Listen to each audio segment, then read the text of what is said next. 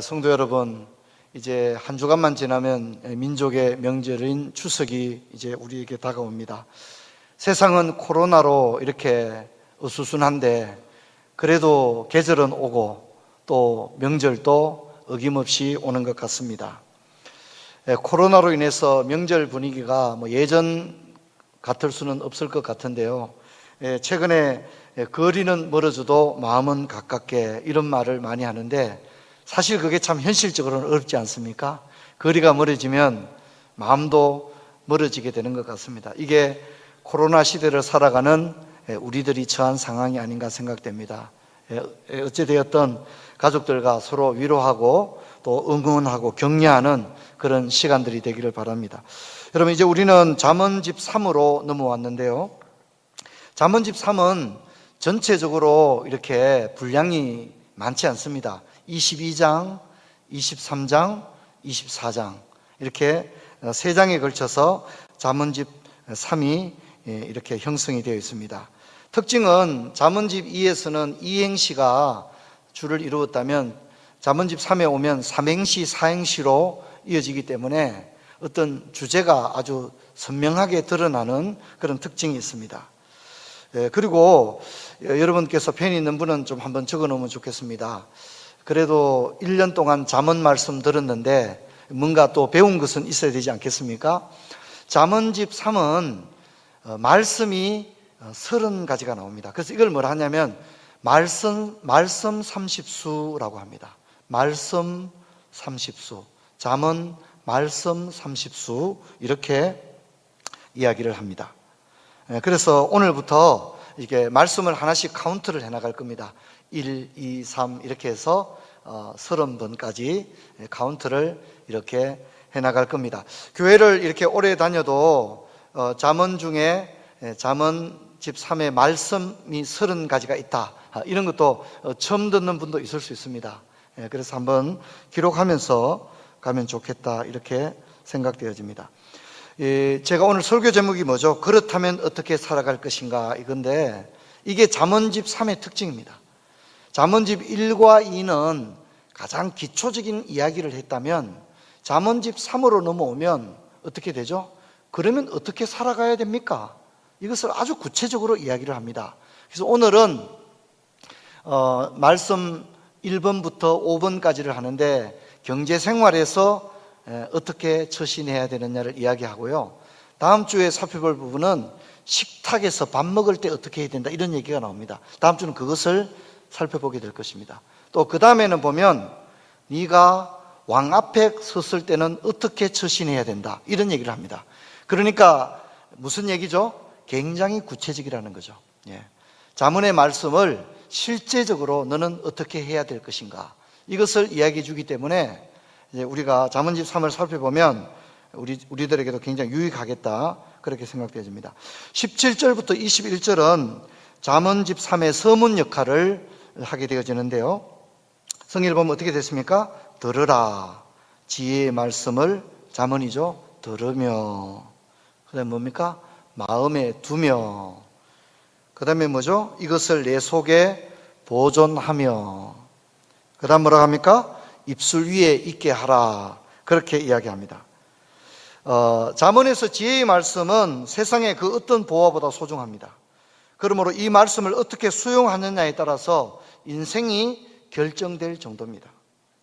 따라서 잠언집 3의 서문에서는 이 말씀을 듣고 마음에 받아들일 뿐만 아니라 그것을 또 보존해야 됩니다. 또 속에만 넣어두면 안 됩니다. 입을 열었을 때 언제나 성경 말씀이 입에서 나와야 된다, 그렇게 이야기를 합니다.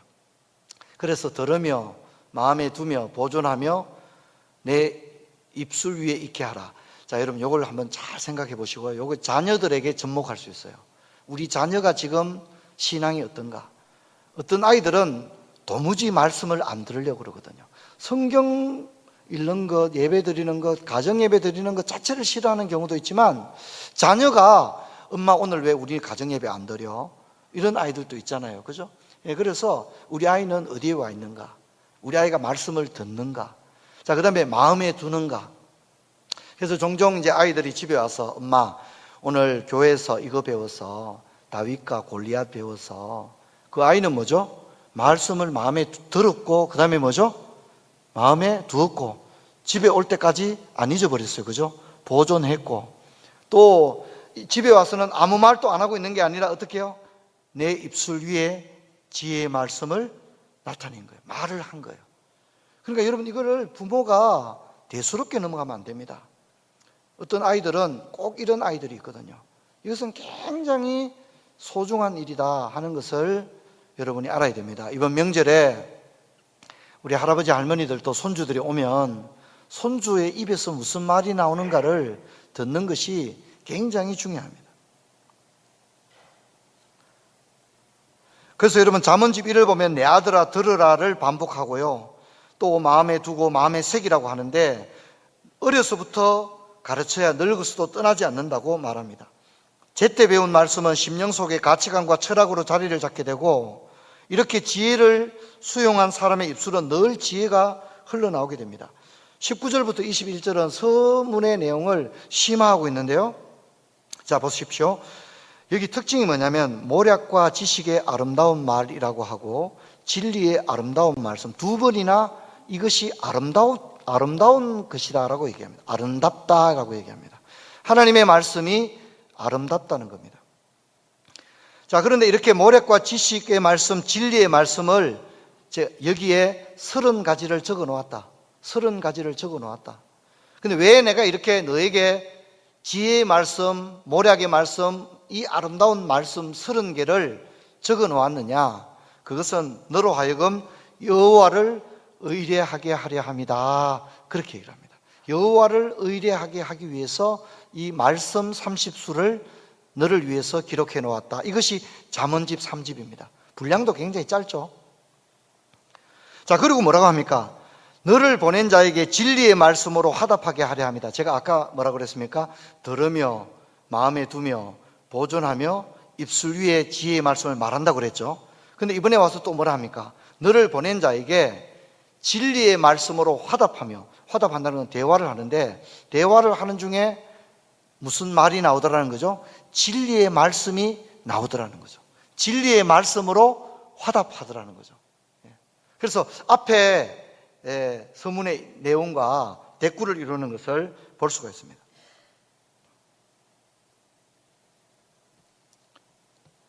여러분, 믿지 않는 가족이 교회에 처음 왔습니다. 교회에 가서 예배를 드리고 집에 왔는데 그 가족이 말을 하는 거예요. 아, 여보, 교회 그 목사님 머리카락이 좀 빠져 그렇지 참 말씀 재밌게 하시더라. 그렇게 하면서 오늘 그 목사님 말씀에 이런 얘기 하던데 라고 얘기하면 그걸 그냥 절대 넘어가면 안 됩니다. 그것은 하나님의 은혜인 줄 믿습니다. 그게 엄청난 일이라는 걸 알아야 됩니다. 그게 엄청난 일이라는 걸 알아야 됩니다. 직장에 갔는데 김 과장이 제가 어제 와이프하고 내가 등살에 못 이겨가지고 와이프 다니는 교회 갔는데 목사님이 설교를 하면서 이런 얘기를 합디다 라고 얘기를 하는 거예요. 여러분 그런 얘기를 하면 그것을 대수롭게 넘어가면 안 됩니다. 거기에는 하나님의 역사가 있은 줄로 믿습니다. 하나님의 역사가 있은 겁니다. 들으며 마음에 두며 보존하며 그 다음에 뭐요? 입술에 지혜의 말씀을 두며 말한다는 거죠. 너를 보낸 자에게 진리의 말씀으로 화답하며 라고 하는 것 자체가 매우 대단한 일이라는 것을 여러분들이 기억을 해야만 합니다. 여러분, 하나님의 말씀은요, 사람을 하나님께로 이끕니다. 인도합니다. 하나님을 향하게 합니다. 하나님을 갈망하게 합니다. 하나님에 대한 관심을 촉발시킵니다. 그리고 인생의 해답이 하나님에게 있음을 알게 합니다. 그래서 그는 하나님의 말씀을 들으며 하나님께로 이끌립니다. 하나님께로 한 걸음씩 나아갑니다. 그래서 잠언집 3의 서문에서 지혜의 말씀을 들으며 마음에 두며 보존하며 그것을 입술에 말하게 된다고 이야기하고 있습니다. 여러분, 이게 뭡니까? 이것이 여호와를 의뢰한다는 게 뭡니까? 이것이 바로 여호와를 경외하는 것인데 이것이 바로 잠언의 목표인 것입니다. 여러분, 이제 제가 아까 말씀드린 것처럼 잠언집 3에는 말씀 30수가 나오는데 오늘 말씀 1에서 5는 경제활동과 관련된 잠언을 이야기합니다. 그래서 펜을 가지고 적으셔야 돼요. 이제 오늘부터 1, 2, 3 이렇게 해서 30수까지 카운트를 하면서 가게 될 겁니다. 오늘은 1부터 5인데요. 펜을 가지고 같이 한번 적어 내려가면 좋겠습니다. 자, 먼저 22절과 23절이 1입니다. 1. 약자를 수탈하지 마라. 이 얘기입니다. 24, 25절은 2인데요. 마음에 울분이 있는 사람과 같이 다니면 안 된다. 이 얘기를 합니다. 세 번째는 26, 27절이 3인데요. 돈 관계에 얽혀서는 안 된다. 너 인생 사는 것도 복잡한데 돈 문제 한번 얽히고 설키면 너 인생 굉장히 고달퍼진다. 최소한 돈 문제 가지고 신경 쓰지 말고 살아라. 이렇게 얘기를 하는 겁니다. 아주 간단하게 얘기하면 그런 얘기입니다. 자, 그 다음에 이제 한 절씩이죠. 28절은 4입니다. 돈 있다고 다 쓰면 안 된다. 돈을 쓸 때가 있고 안 쓸 때가 있다. 이런 얘기입니다. 땅이라고 다 사면 안 된다. 사야 될 땅이 있고 사지 말아야 될 땅이 있고, 집이라고 다 두 채, 세 채 다 사서는 안 된다. 사야 될 집이 있고 사지 말아야 될 집이 있다는 얘기를 합니다. 마지막 29절은 1번부터 4번은 하지 마라, 하지 마라, 하지 마라 그랬는데 5번은 좀 뭡니까? 파지티브한 겁니다. 해라는 겁니다. 해라. 한 분야의 능력을 가지게 되면 실력을 언젠가는 인정받을 날이 올 거다. 진짜 실력 있는 사람은 반드시 인정받는 날이 온다. 이런 얘기를 합니다. 하나씩 살펴보고자 합니다. 먼저 1번입니다. 22, 23절을 보면 약한 자를 그가 약하다고 탈취하지 말며 공고한 자를 성문에서 압제하지 말라. 자, 1번부터 5번의 주제가 뭐라고 그랬죠? 경제생활과 관련된 지혜입니다. 저는 이게 참 좋아. 이게 잠언입니다. 이게 잠언. 잠언은 제가 뭐라고 그랬죠? 잠언의 지혜는 뭐라고 그랬죠? 뜬구름 잡는 얘기가 아니라 굉장히 실질적인 지혜라고 그랬죠. 그죠? 그러니까 말씀 30수를 이야기하면서 첫 번째 주제를 무슨 얘기해요? 돈 얘기부터 하는 거예요. 경제 생활 얘기부터 먼저 꺼내는 거예요. 야, 뭐 너 인간관계는 이렇게 된 이런 얘기가 아니라 너 돈 관리 이렇게 하고 카드는 이렇게 써야 돼. 저축은 이렇게 해야 되고 너 은행 갈 때 너 이렇게 해야 돼. 이런 얘기부터 먼저 하는 거예요. 무슨 얘기죠? 굉장히 실질적인 얘기를 성경이 하고 있는 거예요. 자, 그 첫 번째가 약자를 수탈하지 말라는 건데, 여러분 오늘날은요 그래도 사회가 굉장히 발전되어 있다 아닙니까? 그래서 약자들을 보호하는 법안들이 많습니다. 뭐 지금은 어떤지 잘 모르겠는데 그런 법이 있은 걸로 알고 있습니다. 가령 빵집은 대기업이 못하게 국가가 막았죠. 그렇죠? 빵집까지 대기업이 해버리면 어떻게 하겠습니까? 그렇죠, 그죠? 그래서 빵집 또 뭐 어떤 품목, 품종, 분야 이런 것은 대기업이 못하도록 아예 원천적으로 막아놓은 그런 경우가 있거든요. 그게 약자를 보호하는 거죠. 그런데 성경이 기록될 시대에는, 잠언의 시대에는 그렇지 못했다는 겁니다. 약자들은 그야말로 약자였습니다. 경제적으로 이들은 보호를 받지를 못했습니다. 그래서 재밌는 게 이런 보세요. 경제에 관한 이야기를 하면서 어떻게 하면 돈을 벌고 어떻게 하면 돈을 보호하고 이런 얘기보다는 뭡니까? 다른 사람에게 피해를 주면 안 된다. 약한 사람 눈에 눈물 나게 해서는 안 된다. 이런 얘기부터 먼저 꺼내고 있는 거예요. 할렐루야. 여러분 이게 잠언의 정신입니다.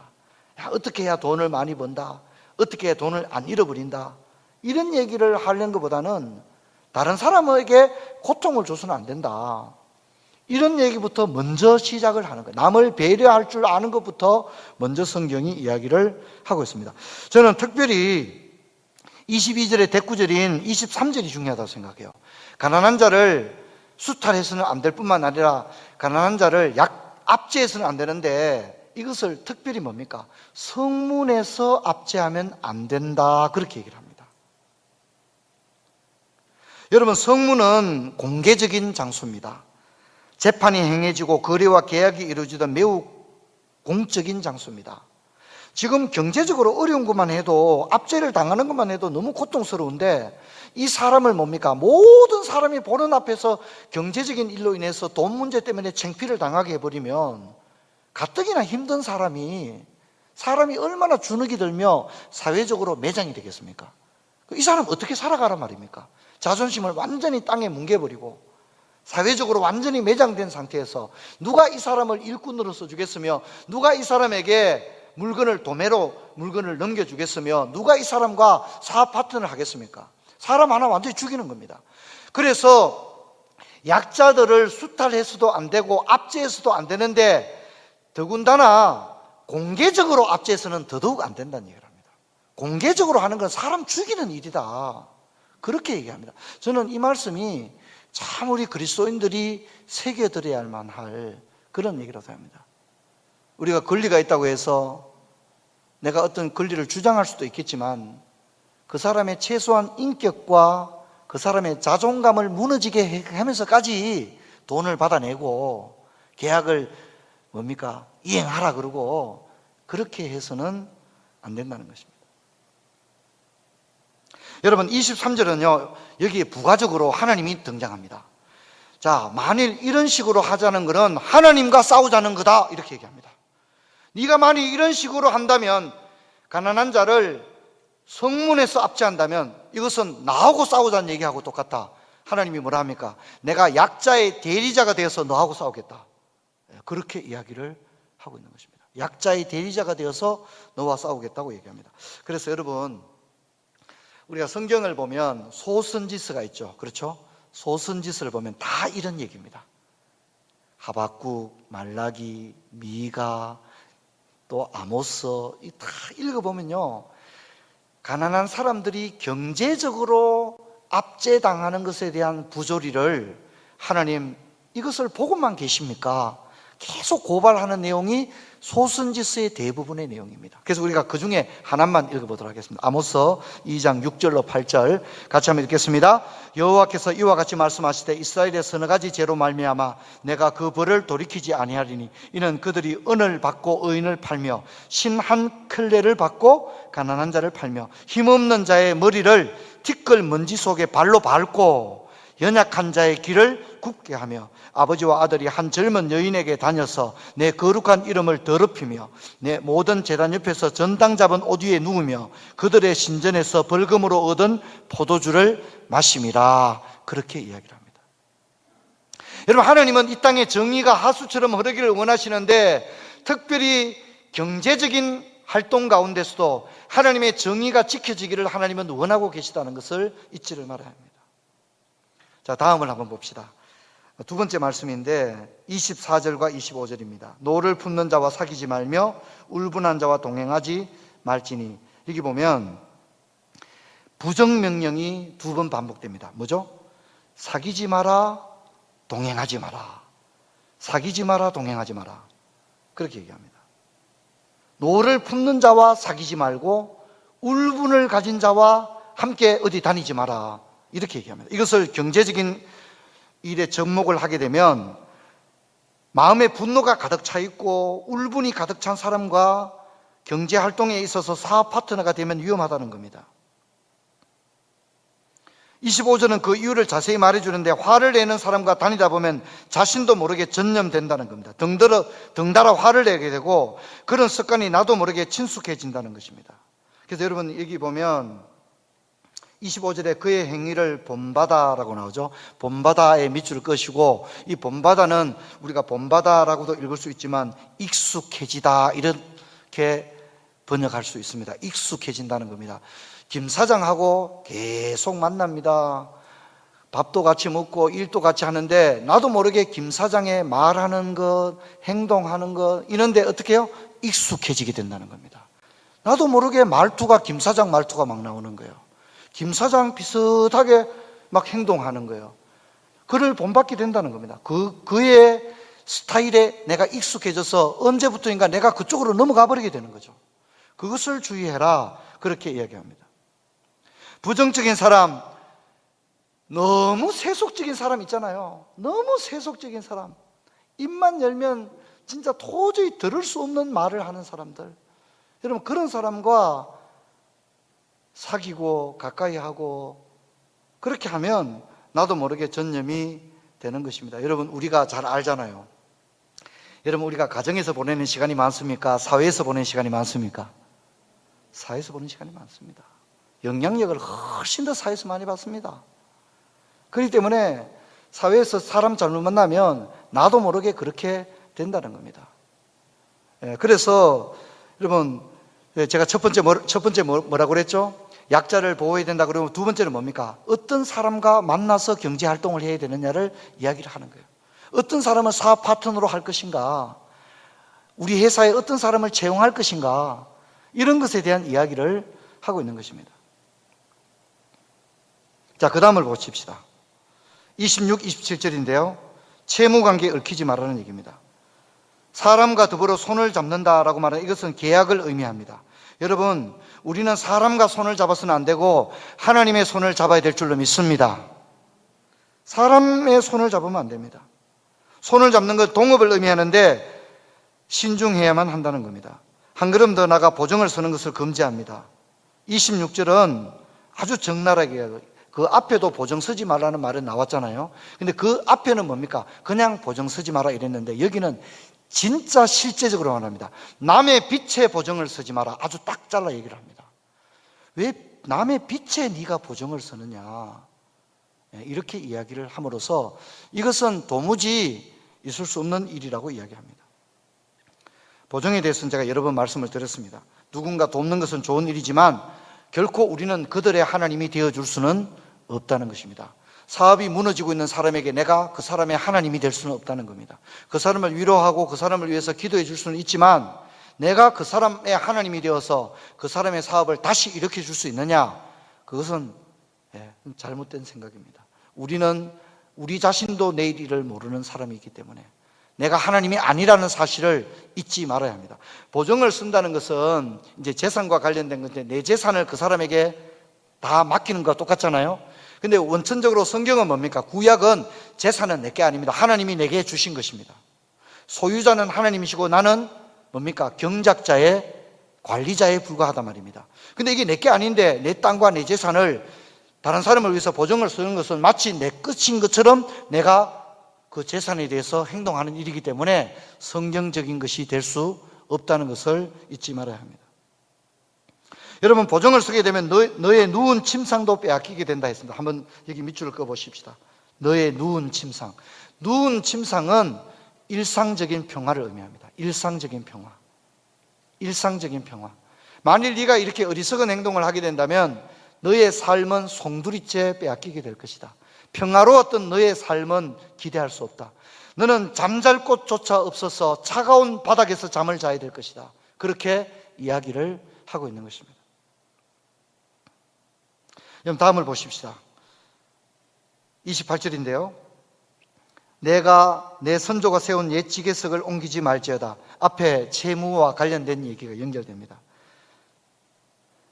땅을 사고 파는 부동산 거래에 있어서 돈이 있다고 다 사용해서는 안 된다는 것입니다. 사야 될 땅이 있고 사지 말아야 될 땅이 있다는 것입니다. 성경에서 땅은 특별한 의미를 가집니다. 여러분, 사실 우리 현대인들은 땅이 없어도 살 수 있어요. 그렇죠? 예. 우리 아파트만 해도 내 땅이 아니잖아요. 공동 소유의 땅에 불과하죠. 그렇죠? 내 땅이 아닙니다. 예. 우리가 아파트 팔고 갈 때 땅 팔고 가는 게 아니잖아요. 그죠? 예. 그리고 땅이 한 평도 없어도 현대인들은 살아갈 수가 있어요. 하지만 성경이 기록될 당시의 사람들은 땅이 없다는 것은 곧 뭡니까? 모든 삶의 터전이 빼앗기는 것과 똑같다는 걸 알아야 됩니다. 똑같다는 걸 알아야 돼요. 이제 제가 이 잠언을 보면서 잠언과 관련된 많은 글들을 봤는데 잠언이 아주 강조하는 게 뭡니까? 고아와 과부를 강조하죠. 굉장히 보호해야 된다고 힘주어 강조하죠. 그런데 오해하지 말고 들으십시오. 오해하지 말고 들으십시오. 현대에는 국가가 사회적, 특히 경제적 약자들에 대해서 최소한의 안전장치를 만들어가고 있어요. 하지만 성경이 기록될 당시에는 그런 게 있어요? 없어요? 없습니다. 정말 아무것도 없는 거예요. 아무것도 없는 거예요. 그리고 요즘은 하다 못해서 여러분 이걸 좀 설교하는 게 참 힘듭니다. 이 설교를 잘못하면 큰일 나기 때문에 요즘은 내가 정규적인 어떤 직업을 가지고 있지 않아도 일시적으로 소위 말하는 뭐 아르바이트라든가 임시적으로 일할 수 있는 어떤 가능성도 있어요, 없어요? 예, 뭐 좀 도와주셔야 됩니다. 이렇게 땀을 버적버적 흘리면서 설교할 때는 도와줘야 됩니다. 요즘 참 설교한다는 게 참 어렵습니다. 이 말 한마디를 잘못해도 오해를 받을 수 있고 이럴 수 있는 내용이에요. 사실 이게 특히 경제적인 것에 관해서는 설교하기가 참 어려워요. 여러분, 내가 설령 어떤 정규적인 직업을 가지고 있지 않더라도 일시적으로 어떤 일할 수 있는 가능성이 우리 현대 사회 속에는 있어요, 없어요? 있죠. 그런데 여러분 한번 생각해 봐요. 성경이 기록될 당시는 그런 게 있어요, 없어요? 없습니다. 그러니까 고아와 가부는 가장 최우선해서 도와야만 하고, 그죠? 보호해야 될 대상인 거예요. 여러분 이것을 잘 기억을 해야 됩니다. 여기서 이제 내 선조가 세운 옛 지계석을 옮기지 말라는 얘기는, 땅을 사는 것은 정당하게 땅을 사지만 어떤 경우에는 그 사람의 삶의 터전을 완전히 내가 빼앗는 것과 그 사람은 이제 살 데가 없어져 버리는 그런 문제가 있을 수가 있다는 거예요. 그래서 구약에는 뭐가 있습니까? 희년 제도가 있다는 거예요. 희년이 되면 그 땅은 다시 누구에게로 돌아가요?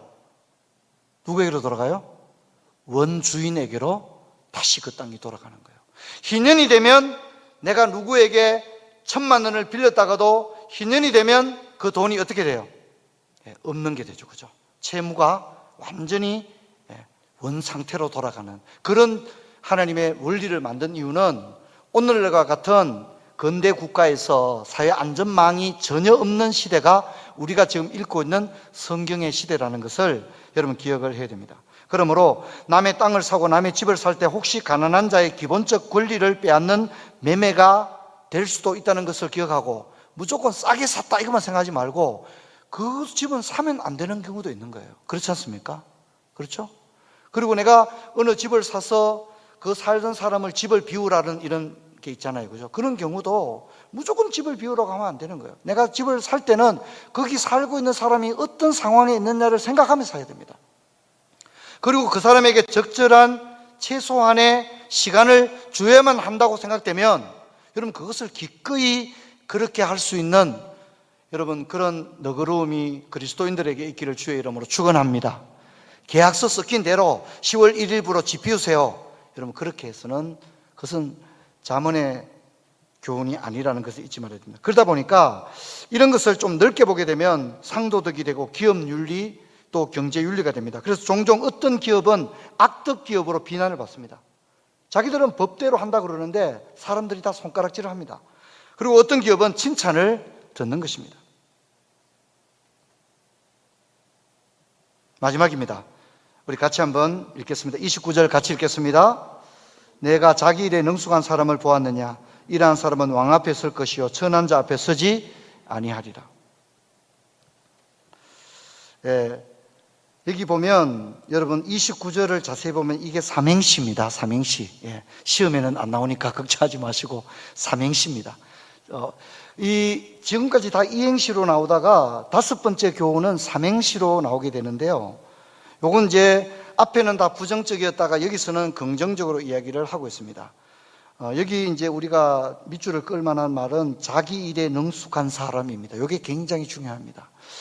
여러분 우리가 지금까지 잠언을 보면 좀 다소간 윤리적이고 도덕적인 그런 교훈들이 많잖아요. 그렇죠, 그죠? 그런데 이 29절은 그렇지 않아요. 저는 이게 너무 좋아요. 이게 진짜 잠언다운 말씀이에요. 잠언다운 말씀. 여기는 뭐 착하게 살아라 이런 말이 아니에요. 29절은 여기 자기 일에 능숙한 사람은 실제적으로 유능한 사람, 어빌리티를 가진 사람, 한 분야의 대가, 장인, 한 분야에 매우 인정받은 사람, 남들이 도무지 따라올 수 없는 그런 분야에 도달한 사람, 이런 사람을 말합니다.